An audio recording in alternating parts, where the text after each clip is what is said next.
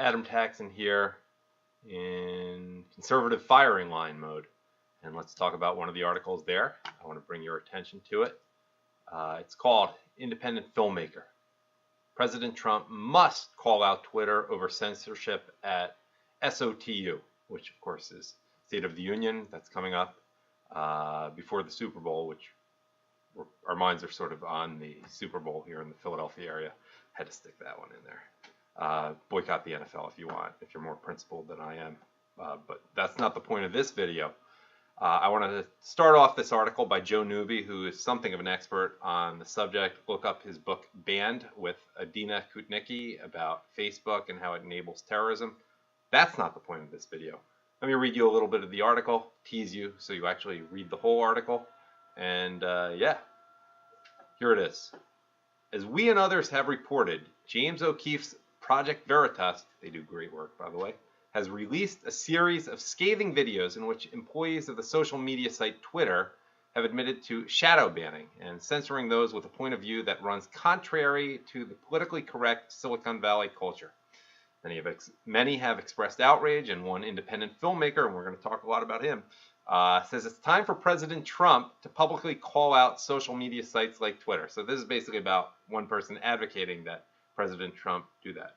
A platform, we're talking about Twitter, a platform which has played a huge role in his electoral victory. That's because, well, not because Twitter had an agenda, but because Trump utilized Twitter as well as he could, just like JFK, I guess. These are my words here, not the words of the article. JFK exploited television, which was a relatively new technology at that point in 1960. Talking about Twitter, well, basically that he should use it at the upcoming State of the Union speech. Now, speaking about shadow bans, I assembled a few tweets here. Going to go off the actual topic, and you can see them up there. Candace Owens, I don't know much about her. It says, I am blocked by this account. What about you guys? And the account she's talking about is something hashtag shadow ban test. It's rumored, that's not a true thing, that @William Legate is a Twitter algorithm machine, and that if you've been blocked by his account, then Twitter is hashtag shadow banning you. Now I got that Shadow song stuck in my head. You know the one, Lionel Richie. I heard it yesterday on Big 40 Countdown on Sirius Big 80s. I think it was like number 9 from This Week in 84. You know, we were running with the night, playing in the shadows.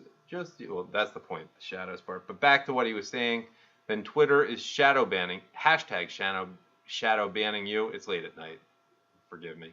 Please take a moment to go there and report back here to answer my polling question. 68% said yes, and I guess I looked it up. I'm part of that 68%. Interesting here. The key takeaway from here, the tweet says big newsmakers that covered our hashtag shadow ban story.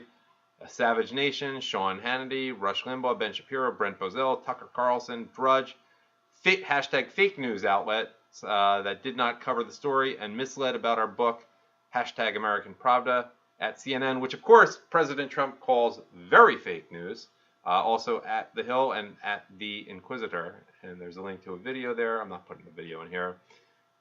Project Veritas, interestingly, they're verified, but James O'Keefe is not, which I guess James O'Keefe probably just wants to make a mockery of the whole verification process. As one friend of mine called it, well, if you're in the mailroom at Vox or something, then you get verified. But here it says, did you see our hashtag shadow ban videos? A new profile picture might let the fake news media who did not report on it know that you did. All right, cute. Jacob Harris, here's a tweet. The attempts at censoring right-wing voices and facts is only strengthening our arguments and fortifying our resistance to their free speech suppression. I agree with that. And then Joe Pagliarulo, I always think of that former Yankees third baseman when I hear of him. He substitute hosted for someone in the past. Was it Rush Limbaugh, Michael Savage? I don't remember. But this is a great point. Hashtag Women's March 2018 has been trending this entire day, while hashtag Schumer shutdown was pulled by Twitter allegedly because it was being pushed by bots. In other words, Twitter saying that it was. Do not be fooled. The powers that run this site ensuring you see what they want you to see. Hashtag shadow ban. I've noticed that some things that are more conservative seems to trend like, I'm an early riser, before 6 a.m. And so they can say, see, it trended here, but no one's looking at Twitter then, because remember, that's on the East Coast where I am. So just some interesting points. Let's go back to that article for a second. I'm going to tease you with a little bit more. Talks about the guy, David Rosler. He's the creator of the faith-based 3D movie Orbiter. He told Conservative Firing Line Monday, which is today still, that he believes the social media giant is censoring links to his movie's website. There's a link to it there. He said they're deliberately trying to hurt our business interests. They're trying to keep us from getting funds and getting traction. And, then he points out, I'm skipping the article, which hopefully maybe you turned me off by now and you're just reading the article. But he suggested, here's the money quote.